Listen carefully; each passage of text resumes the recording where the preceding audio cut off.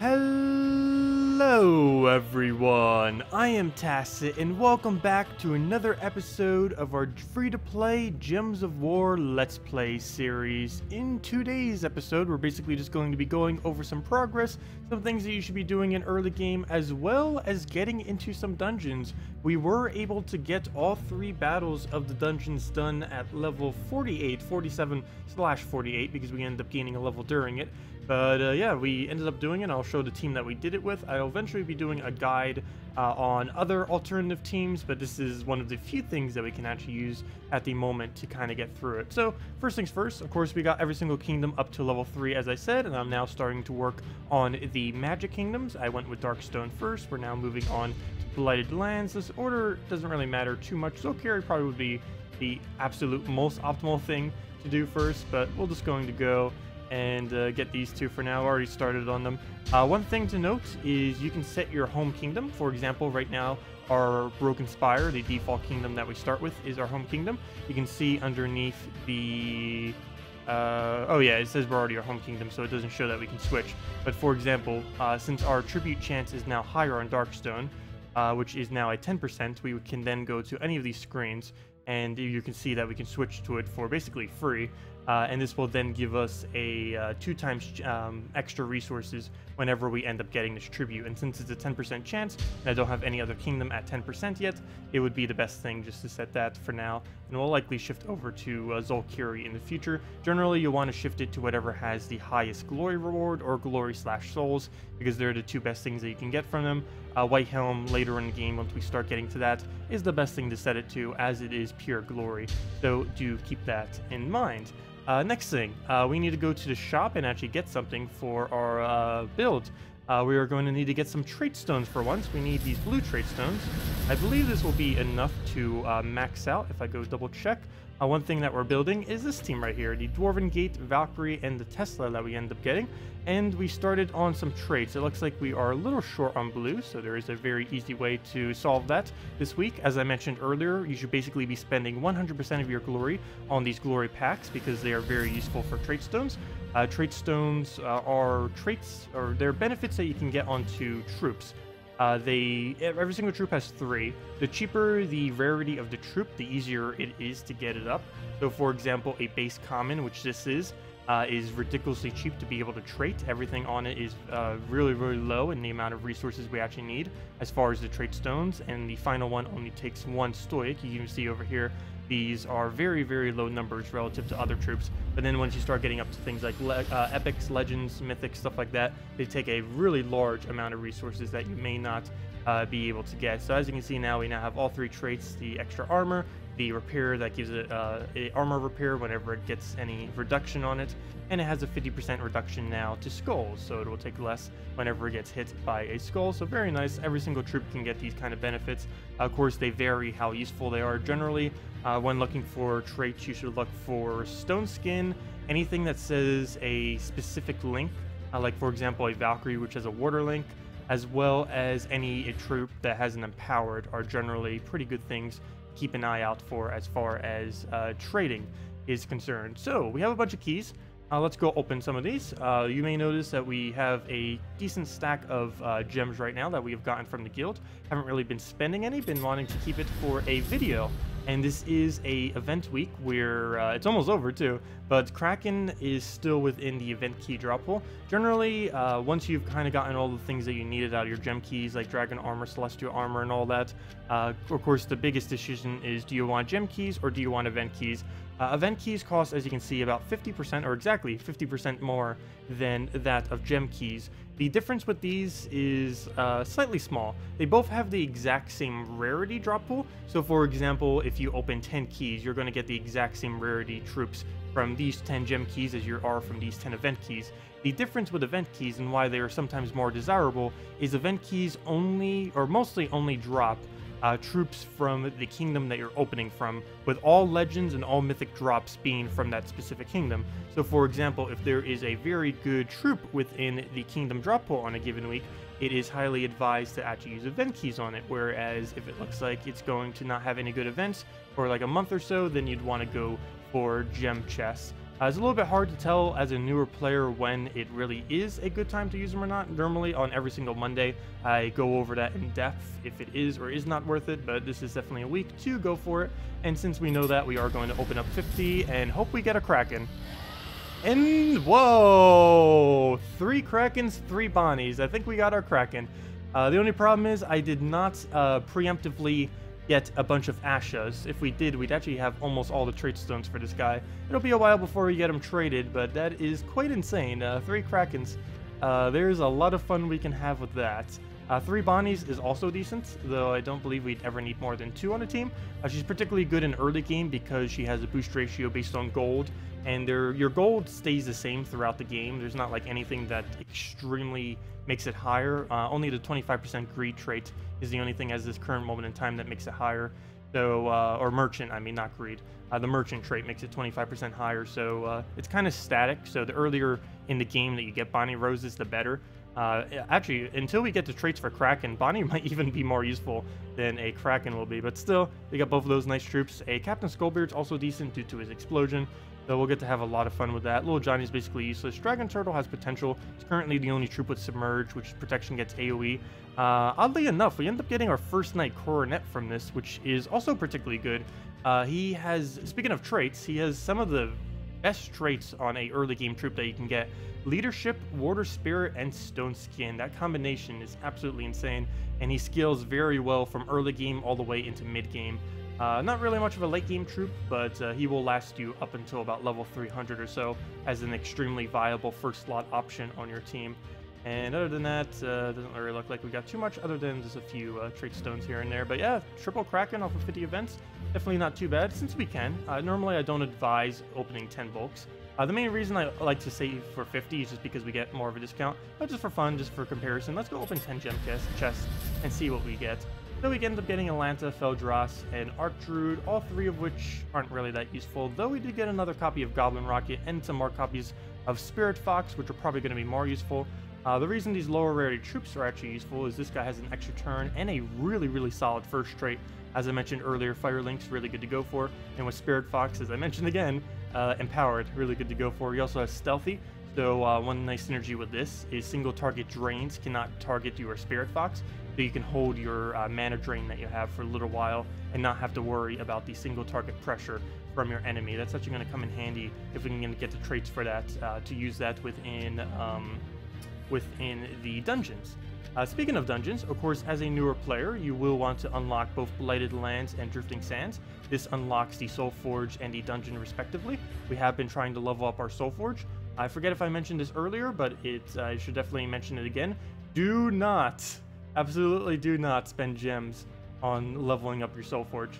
There's absolutely no point in power leveling it because most of the stuff down at these lower levels you can't even afford anyways due to the other resources that they require, and it's just a gigantic sink for gems. You're better off just letting your kills naturally get you every single level for this place. The main value that you can get from early game is spending it on anything under the troop tab. Basically nothing under any other tab other than troops will you need to craft stuff out of. What I'm mainly waiting for before I throw all my resources down is for us to get to legends. To try to craft a Dragon Soul and other useful legends. This we will unlock at level 9, which is still quite a bit away, but we will slowly be poking our way towards that. And of course, the main thing of dungeons. Before I do though, why do we have 31 keys right now? Oh, I forgot, 31 glory keys. Okay, I'll go through that through real quick. Oh, that's oh, that's random. This is a good segue to go talk about imps. So, imps. Imps are a slightly odd troop because they are the only troop in the game that aren't always available. How imps work is they are ran on a seasonal basis. Right now it is October as we are doing this video, October 9th to be exact, and from October to November it's Spooky Imp. From December to January, how do months work? From December to January it is Winter Imp. From February to March, it is Imp of Love. From April to May, it is Spring Imp. Wait, losing track of months here. From June to July, it is the Summer Imp. From August to September, it is Autumn Imp. There we go. I completely failed those months, but those were the correct months for each thing. So yeah, there's 6 imps in the game. They come in at different times. Spooky Imp is 100% useless. This is a complete waste of a legend drop, but it gave a good way to go explain those. Imps in general are basically dead content at the moment. Not quite sure if they're going to be buffed in the future due to how annoying they are to get, but that is kind of funny that we ended up getting that. And hey, it's October, Halloween. Everything else here is somewhat useless other than these two. Alistair is mainly the useless one. But Ragnagord. Ragnagord, we kind of need traits on before he becomes useful. He explodes a bunch of gems of a chosen color. And this is one of the lowest mana cost troops that's capable of doing a mass explosion once it gets its fast trait. Before then, it's kind of average and not really worth using. And Black Beast is a very situational troop that can get ridiculously high stats. The biggest issue, though, is he keeps eating your allies, and you have to build like a whole summoning build to kind of work around that concept. But yeah, that's everything there. Did we get another Goblin Rocket? You've got to be kidding me. We have like 4 or 5 of him now. Well, at least we get to send him soon to make his stats go higher. So, now, let's go into the dungeons. We haven't gotten to do any yet, at least for a specific video. So, dungeons, everything you need to know about dungeons. Well, at least the basics. Every single day, it shifts as far as what kind of jewel you'll get. It shifts from all 6 of the colors, and then every Sunday, it is the Diamond Day. One thing to note about Diamond Days on Sundays is if you did want to throw down the 50 gems once you've done the first battle, or if you were inclined to do the $5 pack here, this is the best day to throw it down. So if you were to only do it on one day out of the entire week, Sunday on Diamond Day is the best day because the rewards for doing so are much better, not only from actually completing it, but also if you were to buy the 50 gem thing or to buy the actual purchase if you were to do so. So to get better value, you could do that. So this is the team that we've been using. Let's see if we can get any levels into anything. Looks like Valkyrie could go a little bit higher, so we'll give her whatever many souls we have left, which seems to be 2 levels. So we'll go give her those 2 levels right there and get into the battle. So this is what I've been using. We will be showing more budget-related teams into the future, but this is the only thing I've really managed to be able to get all 3 kills with as of this current moment in time. So essentially what we do is a double Dwarven Gate cycle where we just keep going back and forth between the 2 of them. This is quite a powerful troop. I'm actually surprised how good it is for a common. It's way above average compared to quite a few troops out there. Essentially what we can do is it gives an armor boost to itself, barrier to all other allies, and it ends up giving 5 mana to all other allies. So for 10 mana cost, we're gaining 15 mana on top of all the other effects, so it gains some really, really solid value. And it's only a common too. This is a common, so it has common traits, which are ridiculously easy to get. One of the cheapest stone skins, Golem is the absolute cheapest, but this is also relatively cheap. And on top of that, it just it gives you the mana, it gives you the shield, it gives you that armor, which synergizes with our Tesla. She deals true damage to randomly split among enemies, and this is boosted by all armor in play. So the stronger our enemies are, the stronger we are as well, due to the fact that we scale based on their armor, which works out quite good for us. And we just keep alternating between these. That gives the barrier back to that, and then we throw down a solid Tesla, and then we just repeat this cycle. That brings Valkyrie back up. One very nice thing about using a Valkyrie as well is she is one of several troops that do gain you passive souls.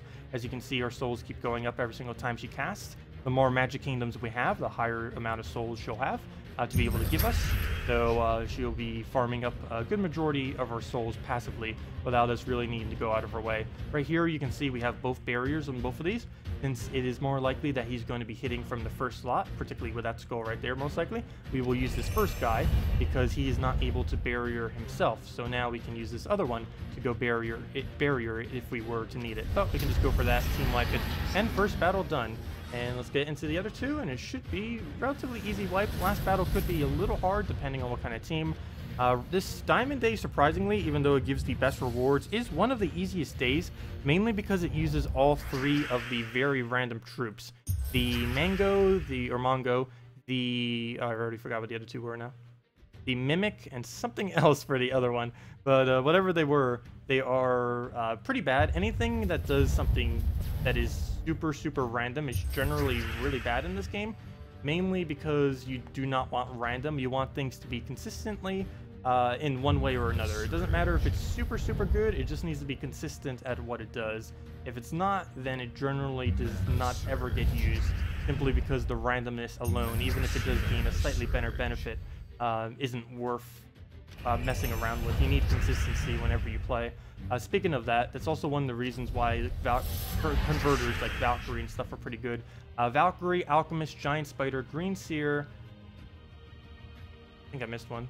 Definitely missed one. Oh, and Apothecary. All those kind of troops are really solid if you can get any of them. Most of them are pretty low rarity too. Definitely build around them because they can give you a good amount of mana and board control simultaneously. They also have the capability of denying essentially every color on the board except the one that they actually create, of course. Like right now, for example, he's pretty heavy on the browns. So if there were a bunch of browns on the board, we can easily just go and convert them out and then not have to deal with them, which works out quite conveniently.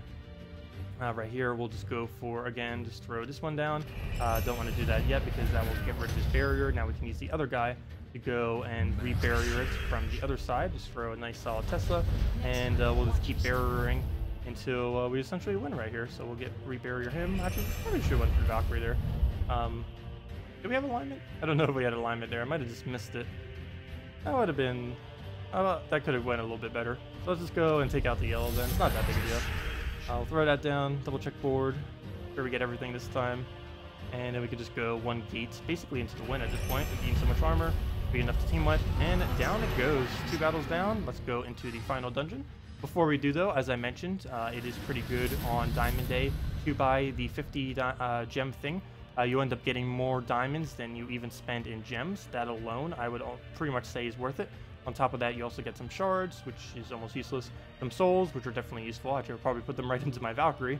2 gem keys, which we'll probably use immediately. And celestial trait stones, which used to not really be that important, but now they're used to craft legends and mythics. So we're going to be needing that to craft ourselves a legend, since we don't currently have too many of them. Though as you get later into the game, you get way more than them than you'll ever really realistically need. So there's all the rewards. Click through it a little bit quick, but before we get into that, we'll go open those 2 gem keys. 1 gold key randomly. And what do we get from the 2 gem keys? Anything good? A runic and a... Really? Well, that was... okay, double runic. Not as interesting as another reward, but there is still something we desperately need. I am perfectly fine with getting runic trait stones, as we will be needing them to trait. Every troop in the game uses at least 1 runic, so it'll be useful in the long run. Just not as exciting as getting an actual troop, but it will be exciting once we get an actual good trait out of those trait stones. So we'll get that down. Get, I guess, Valkyrie mana here. Oh. Didn't see that extra turn hiding. Why are you hiding from me by flashing? Let's see. We'll take a red. Move that over. Get yourself a... Ooh, we can actually win this. I'm not too worried about that losing magic. One nice or bad thing, depending how you look at it, about a Tesla is she doesn't use her magic for anything. She only uses the armor value of everything in the game that's currently in the match. She doesn't really care about anything else other than that armor value. So it doesn't matter if she gets webbed. Oh, by the way, I don't think I explained what web does. Web is a stats effect that is basically like Entangle. Most of you probably know what Entangle is. It moves their attack to 0. It's a lot more common than web. But it's basically the same thing as Entangle, but for magic. It makes it so it reduces a troop's magic down to 0. Of course, every single troop uses magic differently, like a Tesla doesn't use it at all. Valkyrie doesn't use it for anything offensively, but uses it as a resource gain. And things like, let's say, the Goblin Rocket uses it for damage. Generally, it's used for damage, and damage on several things, as well as a explode chance, as far as how many gems it explodes. So we'll go throw this down. Probably actually should have threw a gate there. Luckily, due to Stone Skin, he did not end up killing it, so that was very lucky. There we go. We got to use the Stone Skin trait to save us from dying right there. So see, our trait already paid off, and it's already such a ridiculously cheap trait. One thing I forgot to mention about traits, which I don't think I really explained enough earlier, just in case. Ascending a troop doesn't actually increase the cost of it. I said base rarity, but I didn't really explain that fully. Of course, you can ascend troops in this game to higher rarities. Right now, like, these things are common, but they can be made all the way into the max of Mythic. But keep in mind, regardless of if they're a common right now, or if they're an ultra rare, or if we upgrade it all the way to Mythic, this troop, which is a base common, will always have the same cost for leveling and the same cost for trait stones. While higher rarities do increase in their cost, ascending a troop does not actually increase that cost. Only it only goes by what their base rarity is. It never goes by their ascended rarity. So we'll go throw a Tesla right there, get a nice Valkyrie down. He will die right there, not really too concerned about that. We don't have to loop anymore, but if we can just get a solid Valkyrie, which we can kind of get, not really that solid since it's the color we kind of need on the board. But we're still going to be able to get the mana back, go and try for a yellow. And with the stats we have, should still be able to make this work. We only need one more Tesla to really pull out the win here, so we'll just use what we can get off the board. Take this yellow just to ensure we get a little bit of mana. It's not a red though, so we are 1 mana off. We do have our banner set to +2 red, +1 yellow, -1 brown. Since we don't use any brown, there is no negative effect applied to us, which is kind of nice. Let's move that over, and that Tesla might almost be enough. Nope, but we will go for one last final shot. Is there anywhere we can get enough mana? Does not appear to be.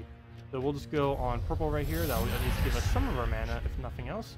And I'll start getting it very close. We'll take another one, and we are 1 mana off if we get it to full mana. So we aren't going to be going for that. Let's move that over, get the Valkyrie, get a solid Valkyrie, get our souls up for even more at the end right there, 24 souls, and then one final Tesla to take them all out. And yes, that is basically what we have been doing to complete the dungeons at a very, very low level. We were doing some of these battles with the previous team we were messing around with, which of course was the Ranger team, a very nice budget team of the Ranger, Deep Bore, Rock Spirit combo. I don't believe we ever got a second Rock Spirit, unfortunately. Oops, that is a Rick, not a Rock. A Rock Spirit. No, we still only have 1 Rock Spirit. It is better to go double Rock Spirit than double Ranger if you happen to have it. Rock Spirit is an ultra rare, however, so it is a little bit harder to obtain than Rangers and Deep Borers, so you can just go the budget version, which is what this is, and is what I've been mainly using for PvP as well, to get through the brackets and all of that. You may have noticed too that I haven't been talking about Guild Wars that much. It's mainly because as a newer player, you can basically just ignore Guild Wars. Until you reach like level 200 and start getting yourself like solid, fully leveled teams, almost fully traded, I wouldn't really like pay any attention to Guild Wars. It's just whatever until you can really get higher up. I'd pretty much wait until you have every single kingdom level to level 10 before you start thinking about really getting anywhere into Guild Wars. It's not really something that you need to pay attention to because it's going to level you a lot without giving you much of a benefit. You're better off spending the time in things like PvP, arena, treasure maps, which we haven't been doing much of, but we'll be covering that more soon because those are pretty useful to use. But I personally would not advise really bothering with Guild Wars at this low level. You still need to learn more on like the game mechanics, getting your troops leveled, getting a solid team. Like right now, even to this current moment in time, we still don't have a really solid team. This is one of them that we're going to start using, but even this isn't fully leveled. We still want to get a Valkyrie fully traded too, so we can utilize that water link. Tesla can basically stay as is, but we do want to try building something a little bit better than this. This is still really, really solid, but having multiple teams at your disposal is definitely something you'll want to have once you start getting into Guild Wars. You can't expect to use one team for all of it. You can when you're first starting out because you don't have any other choice, but to really get a decent amount of points, you have to kind of adapt to every single day. And with how few teams you have available when first starting out, you will not be able to do that. So just keep that in mind. But anyways, guys, that will wrap it up for this video. If you still have any other questions, feel free to leave it in the comment section below, particularly if there are any questions, particularly if there are newer player questions. This Let's Play series is a little bit weird. It's not really a Let's Play in a way, but it's mainly just to help explain as we play through a early game free-to-play account how to get through the game as a free-to-play player. So if you still have any questions about anything that I might not have explained it in depth enough, or made it even more confusing, feel free to leave it in the comment section below, and I will make sure to answer all of you. Anyways, thank you all so much for watching, and have a wonderful day.